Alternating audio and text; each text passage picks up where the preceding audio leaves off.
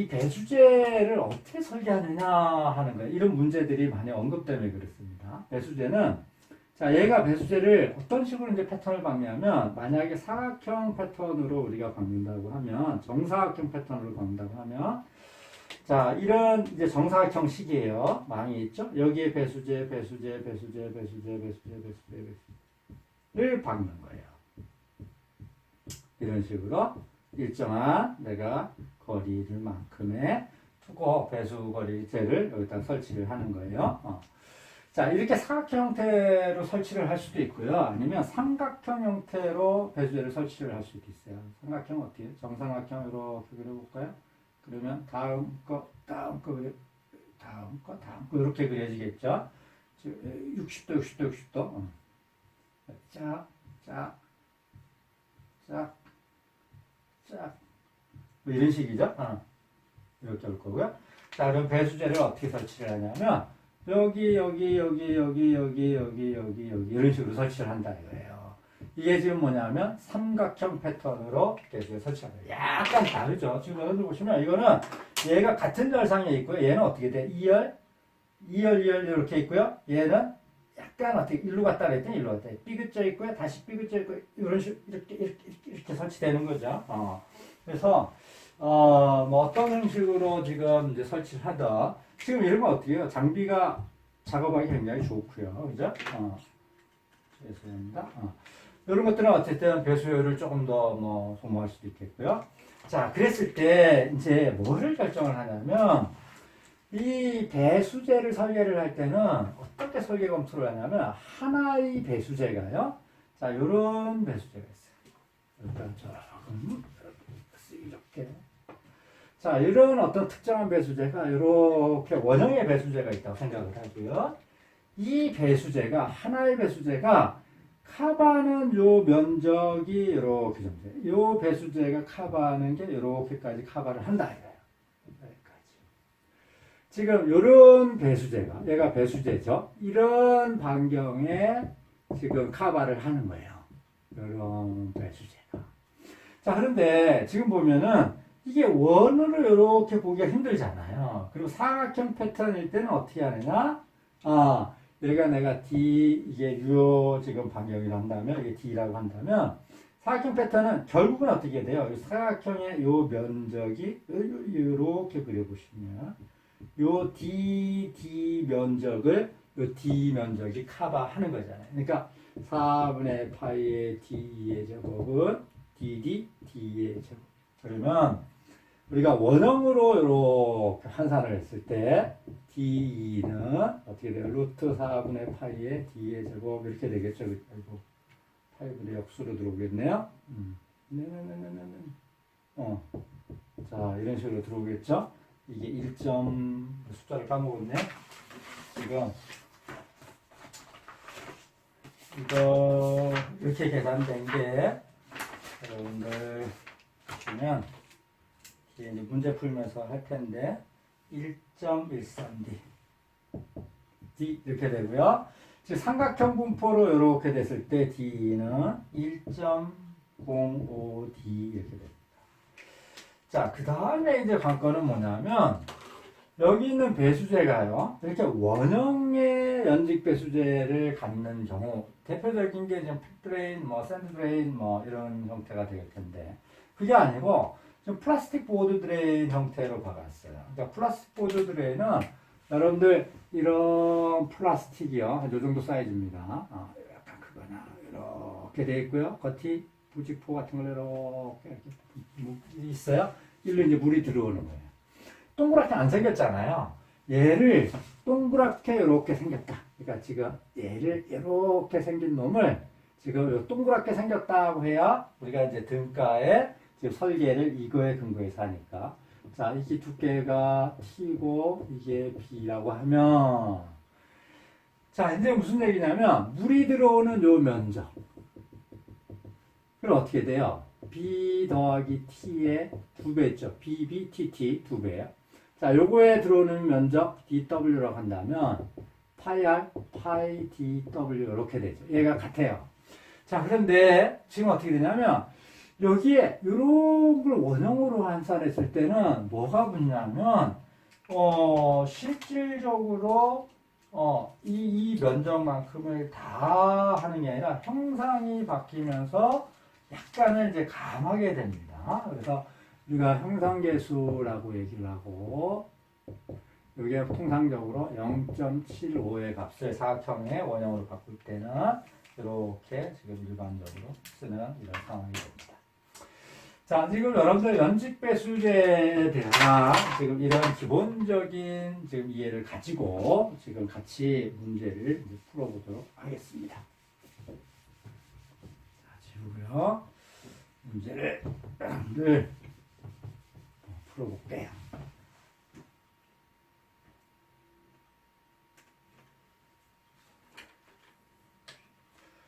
자, 봅시다. 샌드 드레인과 페이퍼 드레인, 플라스보드 드레인의 장단점, 이거는 생략하고요. 이거 여러분들 교과서에 책에 나왔으니까 보시고요. 자, 샌드 드레인 공법에서 정삼각형으로 배치하는 경우, 지금 등가의 유효 지름은 12개 유효 지름은 40cm인데 정삼각형으로 배치한 경우는 얼마냐? 이런 얘기. 그건 뭐냐면 DE가 정사각형 배치에 아까 얼마나 그랬어요? 이거 아쉽지만 여러분들 숫자를 외우도록 요구를 하니까 1.05의 D 됐네. 지금 얘가 40cm, 40cm는 1.05의 정사각형 배치에 얘가 얼마냐면 38.1cm 이렇게 계산이 되겠네요. 근데 지금 이런 문제는요, 여러분들 뭐라 해야 돼요? 지금 시공학, 그러니까 이 기사 2차, 이 시험, 기사 2차, 기사 실기 시공학의 베이스에서도 문제가 나오지만, 여러분들 기사 1차, 그러니까 여러분들 각 과목별로 보는 이 토질 및 기초 문제에서도 이런 문제는 굉장히 많이 언급됩니다. 그러니까 여러분들 이거는, 뭐라 해야 돼요? 지금 시공학 시간이든 어쨌든 한 번 정도는 체크해 놔야 돼요. 자, 이거를 지금 사각형 모래로 했을 때는 어떻게 된다 그랬죠? 아까 나도 못 외우니까 1.13D네. 자, 어떻게 왜 이 숫자가 나왔나 하는 건 아까 한번 얘기를 했고요. 그래서 지금 어떻게 돼요? 모래 유효 간격이 181대 지금 구한 거니까 180은 1.13의 사각형의 지금 정사각형 간격 구하면 152.9, 159.29cm 하고 지금 이 D를 결정할 수 있는 이런 문제가 되겠습니다. 자, 그 다음 해볼까요? 이 두 문제가 조금 같이 결합돼서 나온 문제가 이런 거네요. 6번 먼저 볼게요. 6번이 아니라 아까 4번 문제. 자, 폭 10cm, 두께 0.3. 자, 요게 10cm고요. 요게 0.3cm 페이퍼 드레인. 사실 요새 페이퍼 드레인이라고 표현을 잘 안 하죠. 옛날에 이제 표현 방법이요. 사실 이제 페이퍼 드레인 이런 건 잘 안 쓰고요. 실질적으로 플라스틱 보드 드레인을 쓰죠. 자, 이 같은 형태 이렇게 생겼습니다. 자, 점토 집안에 0.6m라고 관계로 정사각형 배치를 해요. 정삼각형 배치를 해요. 이런 거를. 자, 그런데 요런 거를요, 정삼각형의 지금 배치도를 갖습니다. 딴, 이런 식으로 배치를 했다는 얘기예요. 자, 그래서 이거를 얼마? 0.6m 간격으로 배치를 했대요. 자, 이거를 설계를 하기 위해서는 어떻게 돼요? 여기에 걸리는 DW와 여기에 등가 내가 커버하는 이 원이 커버하는 DE를 결정을 해야 된다. 그러니까 지금 정사각형 배치는 아까 또 까먹었네. 1.05D 05D에서 0.6m니까 0.6m에서 계산을 하면 될 거고요. 자, 지금 이 배수제를 지금 원형으로 이렇게 환산했을 때는 면적 같이 들어온다 했죠. 그죠? 그럼 어떻게 돼요? 10 더하기 0.32 곱하기 10, 0.3, 0.3 곱하기 2가 요거에 8DW. 그런데 여기에 형상계수 분다했죠. 통상적으로 0.75. 그러면 DW는 이렇게 계산하시면 이게 어떻게 나옵니까? 4.92cm. 그러면 이제 설계를 이렇게 한다는 얘기예요. 지금 뭐냐면 이렇게 됐을 때 해석을 이쪽에 원형으로 했을 때 얘가 4.92cm고 얘가 커버하는 얘가 원형의 직경이 등가 직경이 0.63 63cm만큼 이렇게 커버한다. 요 하나의 지금 배수제가 이거를 가지고 지금 우리가 그러니까 안밀도가 얼마나 시간에 따라서 축지되는지를 이런 모델을 가지고 해석을 한다 이런 얘기입니다.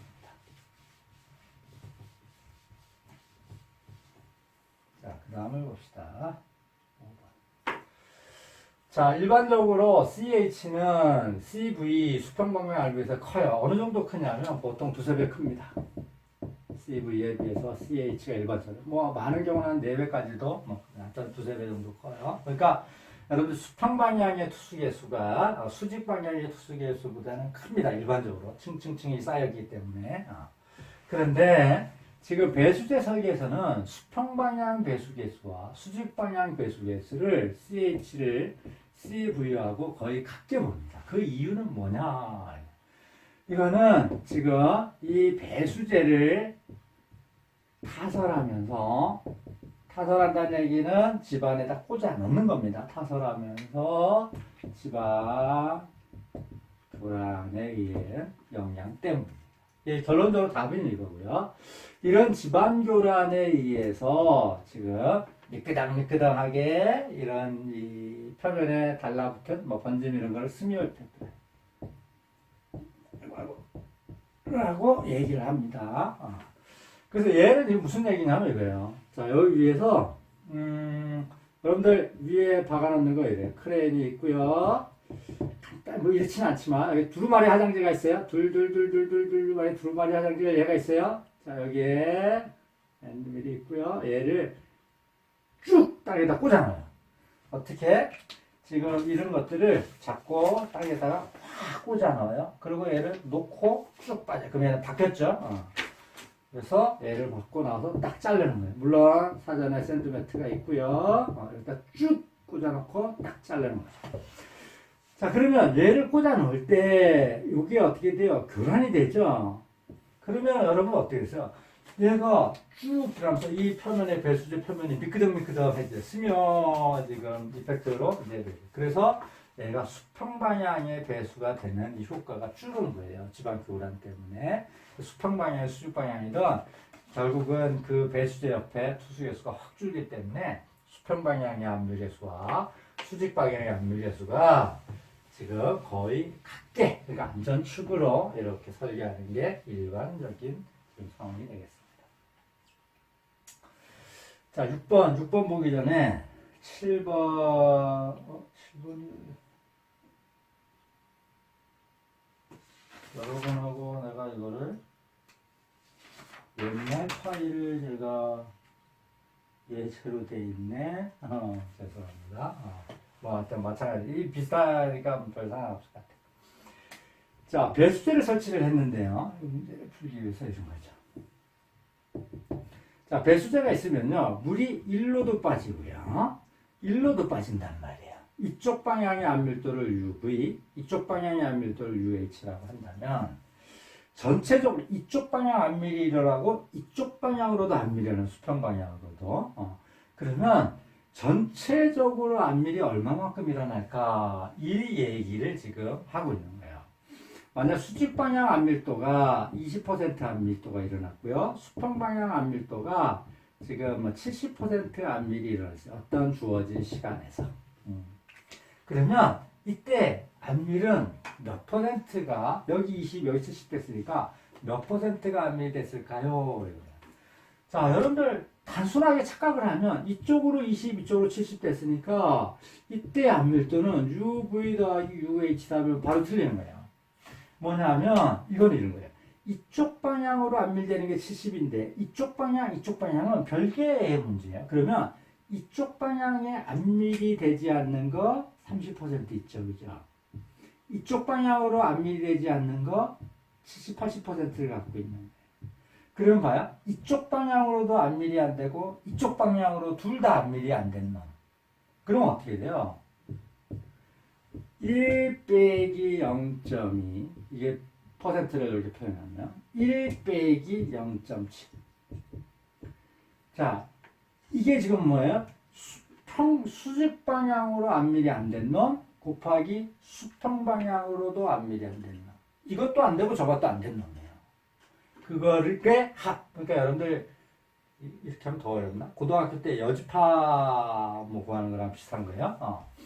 자, 이러면 결국은 안밀이 안 된 거는 뭐냐면 이만큼이 안밀이 안 된 거예요. 1-u로.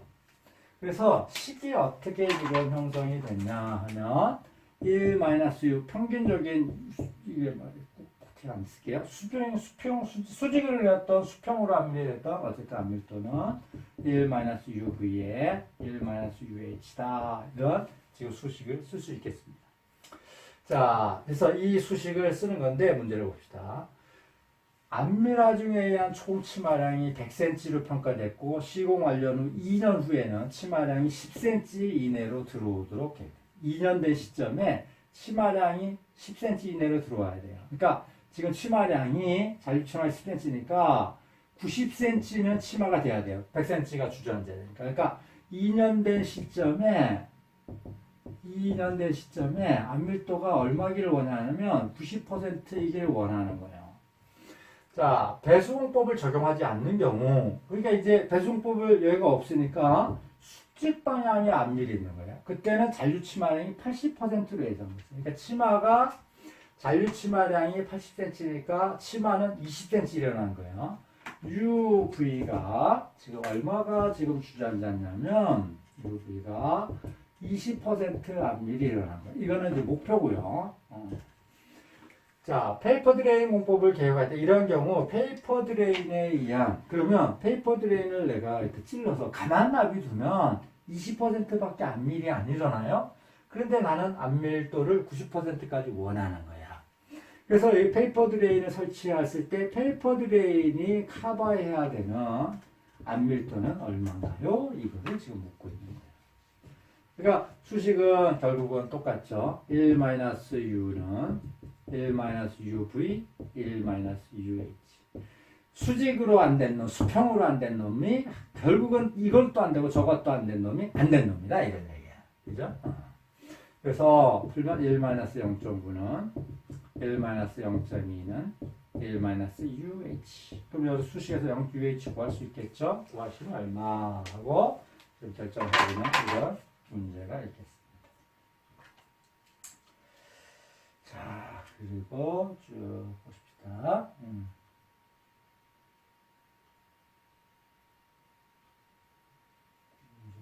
되네요.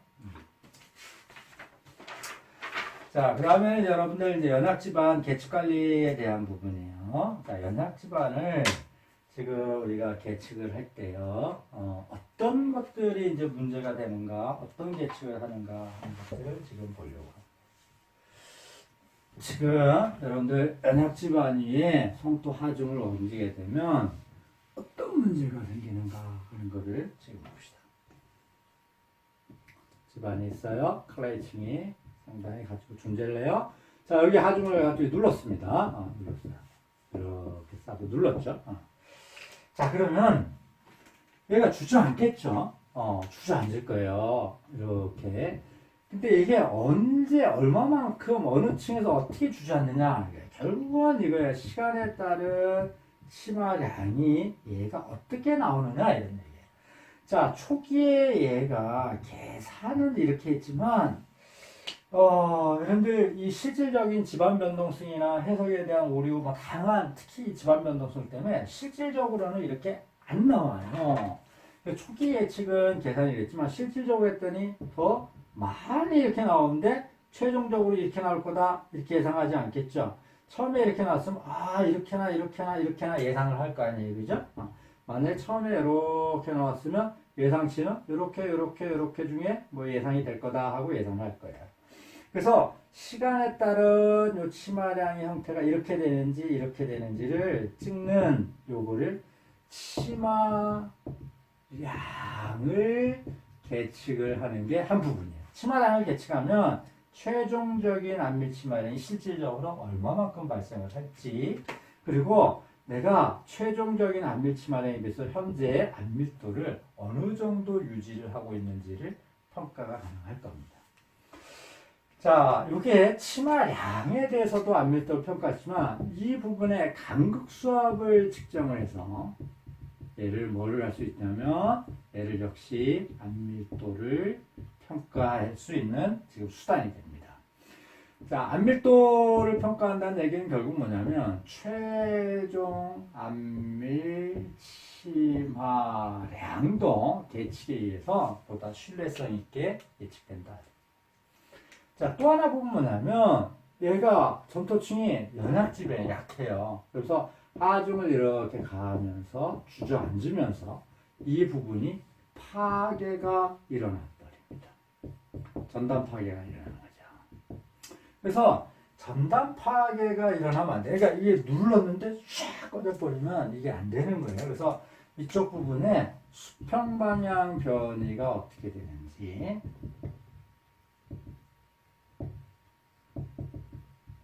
그리고 이 부분에 또 변이가 어떻게 되는지를 측정하는 거예요, 변이를.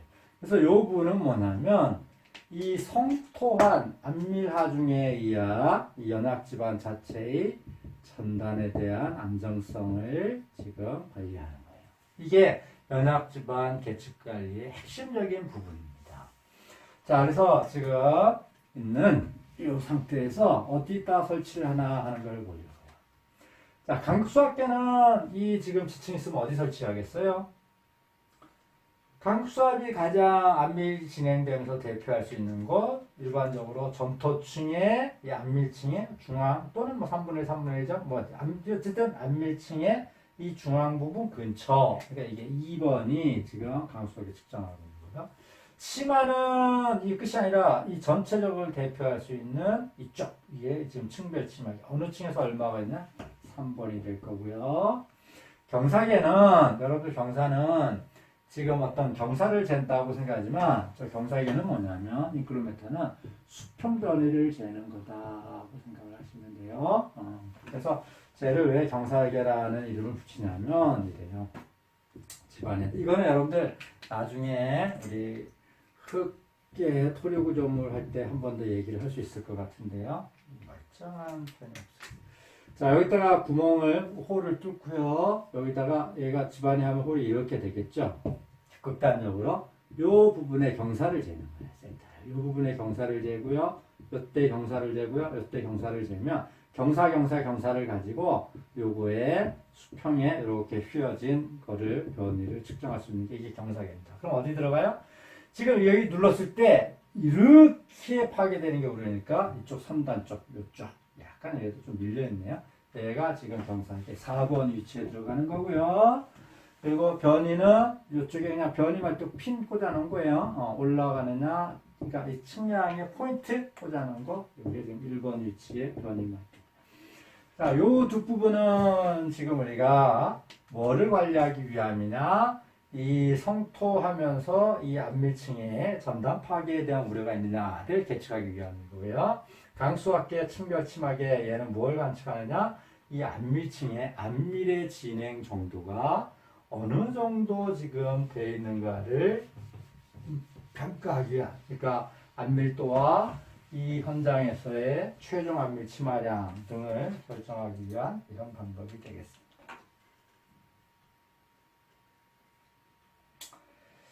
자, 그 다음에 이거 3번은 여러분들 책 보고 정리를 하시면 되는데, 지금 이런 계측 결과를 정리하는 방법이 뭐가 있느냐?